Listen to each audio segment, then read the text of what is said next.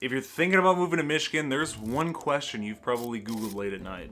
How bad are winters in Michigan, really? You've heard the horror stories. You got 6 months of snow, frozen lakes that never melt, cars buried to their mirrors, but the truth is a lot more interesting than that. Michigan winters have actually changed.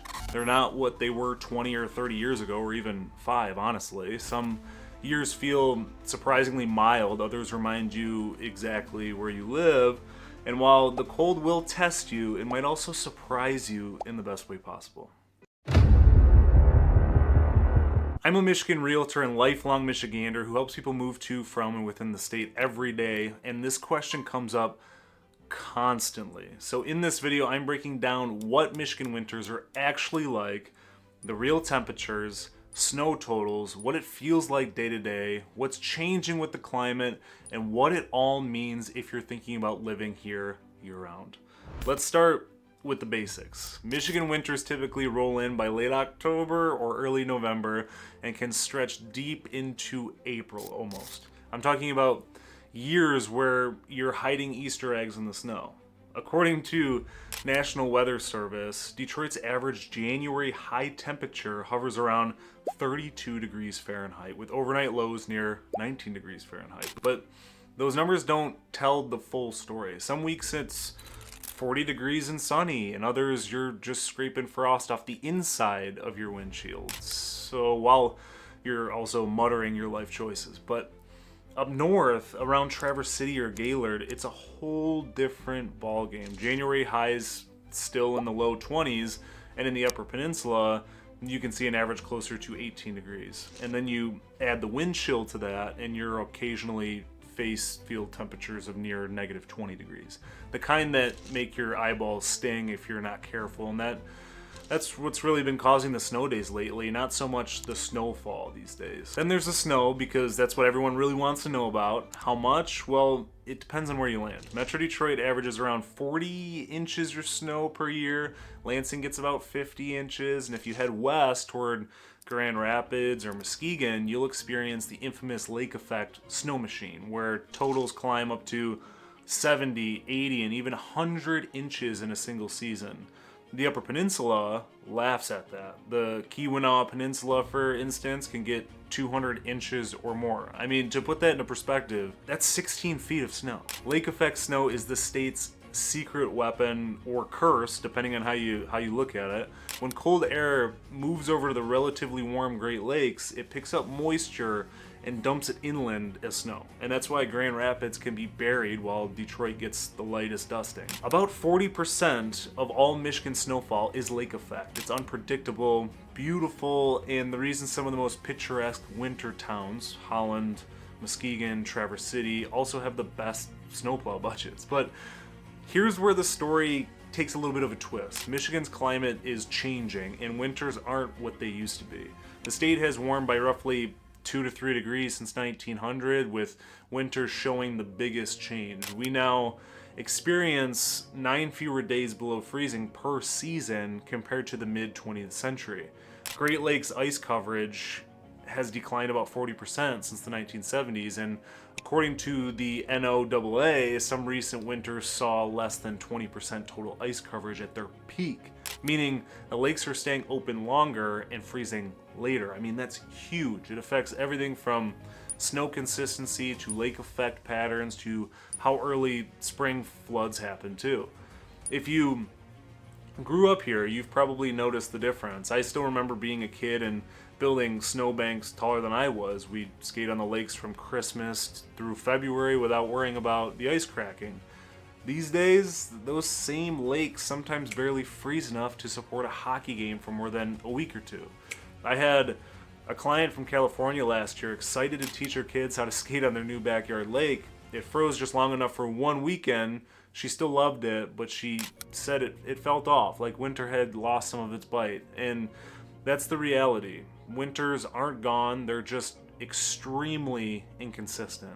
One week it's a snowstorm, the next it's 45 and raining. So what does all this data mean if you're moving here? In practical terms, it means your heating bills might be actually a bit lower than they were 20 years ago, but you'll deal with more freeze-thaw cycles, which means icy driveways, slick sidewalks, and occasional surprise roof leak. Less consistent cold can actually make things more complicated. You'll still need a snow shovel, a good scraper, and probably a love-hate relationship with road salt. So now let's zoom into what winter feels like day to day. The first breath of air you take outside in January feels like it scrubs your lungs a little bit. You got that crisp, dry, and a little violent.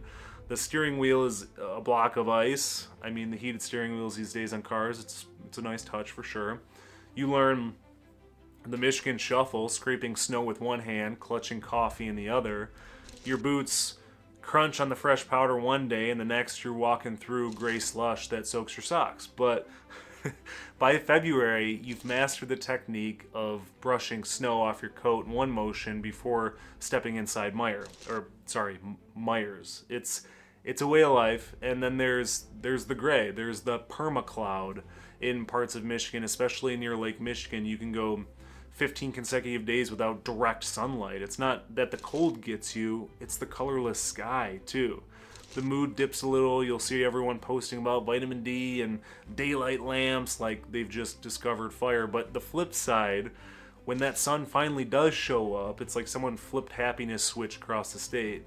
Suddenly, everyone's walking outside in hoodies at 40 degrees saying, feels amazing today, and that's Michigan optimism. Now, how do Michiganders survive and weirdly thrive at the same time through all this? Well, we adapt. We don't fight winter, we actually flow with it. We know which plow routes clear first. We keep a snow brush in our trunk literally year round. I keep mine in there year round, and we judge people who don't clean the snow off the top roofs of their cars because it's dangerous. So don't be that person.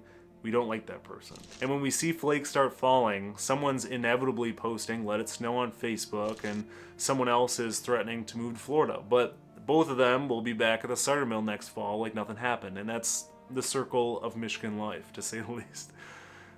Driving in winter is its own initiation ritual. If you're coming from California, Florida, Texas, or just those warmer states, just know snow driving isn't dangerous if you respect it. It's all about the tires and the temperament.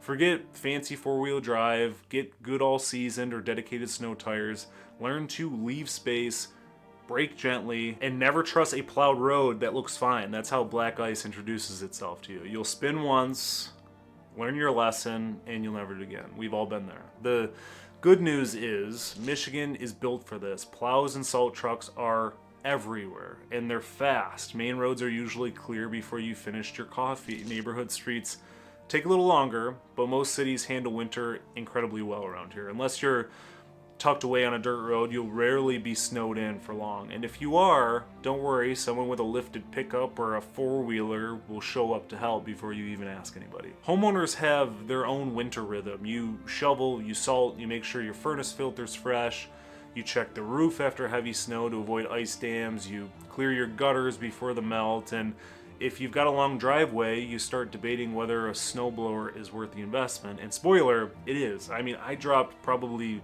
$1,200 on mine from Home Depot, and it was worth every single penny. Houses here are built for this, but they need a little prep. The payoff that first morning after a heavy snowfall, when you wake up to silence, no cars, no sound, just a white glow outside the window. It's peaceful in a way that's really hard to describe. But now I want to talk a little bit about geography, because Michigan doesn't have one winter, it has several personalities. It's the most bipolar state in the whole entire country. Metro Detroit, Ann Arbor, and the surrounding suburbs get moderate winters, manageable snow, some ice, and plenty of gray. West Michigan, you got Grand Rapids, Holland, Muskegon area, is where things get serious. The lake effect belt is beautiful but relentlessly snowy. Northern Michigan, places like Petoskey, Gaylord, Traverse City, and beyond, gives you the postcard version of winter with powdery snow and ski hills that look straight out of a travel ad. Then there's the Upper Peninsula, Marquette, Houghton, Iron Mountain, where winter isn't just a season, that's a full-blown lifestyle up there. They don't flinch at 4 feet of snow, they just own it out there. Climate researchers at the University of Michigan's GLISA project predict that through 2050, lake effect snowfall could actually increase thanks to warmer lakes holding heat longer. And after that, as overall warming continues, we'll likely see more winter rain and less long-lasting snowpack. It's kind of this weird paradox, more snowstorms in the short run, but fewer classic deep freeze winters overall. The National Weather Service's forecast for winter 2025 already calls for above average temperatures and above average precipitation statewide. The translation of that is not necessarily less snow, just messier snow. But even with the unpredictability, there's beauty to it still. Winter slows life down in a way that forces you to notice things. The smell of smoke, the crunch of boots, the way streetlights make snow sparkle. It's the season of crock pots, coffee, and just a whole lot of quiet. In towns like Plymouth or Frankenmuth, you'll see winter festivals, ice sculptures, and people bundled up with mugs of hot chocolate.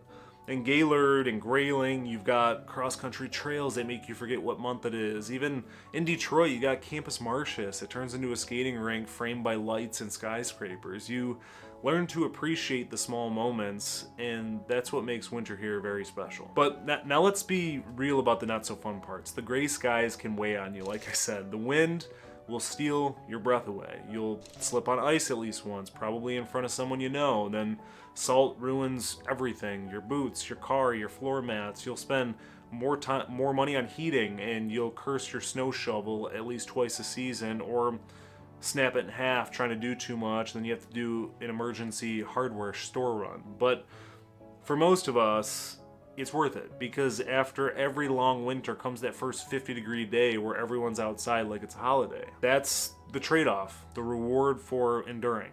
For those planning a move, here's the real takeaway. Michigan winters demand respect, but reward effort. Dress in layers, invest in waterproof boots or just a good pair of boots, keep a scraper and brush in your car, and you'll be fine. Buy a house with good insulation and south-facing windows if you can. That sunlight will be your best friend. Learn to check local forecast apps for feels like temperatures, because 25 degrees Fahrenheit with sun feels great, but 25 degrees with wind feels like a full-blown punishment. Long term, these climate shifts also matter for homeowners. Shorter freeze seasons mean less ice on lakes, but more moisture in the soil come spring, which can affect foundations, basements, and shorelines. That's why when I work with clients, we look beyond just the square footage of a house. We talk drainage, grading around the house, gutters and downspouts, and road conditions, because in Michigan, those details shape your experience more than anything else. Winter also shapes community here. Neighbors check in on each other, snow days turn into a spontaneous block party with sleds and hot chocolate, and everyone has their own winter badge moment. The first time your car door freezes shut, the first time you spin out on black ice, or that glorious day when you walk outside at 30 degrees in a t-shirt and say, it's actually not that bad today. And through it all, there's a whole lot of humor to it. There's also that one guy wearing shorts in February because he's from here.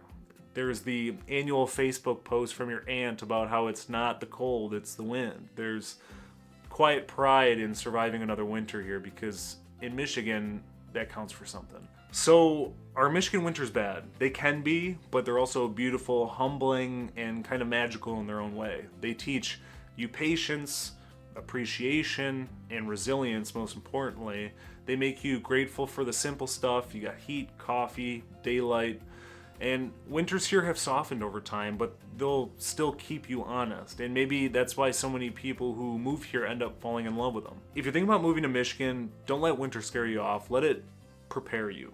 Learn how to handle it, embrace it, and you'll do just fine. And if you need help finding a home that'll actually make it enjoyable, that's what I do. I help people move to, from, and within the state, and I love it. You can reach out anytime, and I have linked the Living in Michigan newsletter in the description, where I share more tips and stories about life here that I don't always talk about on YouTube. Until next time.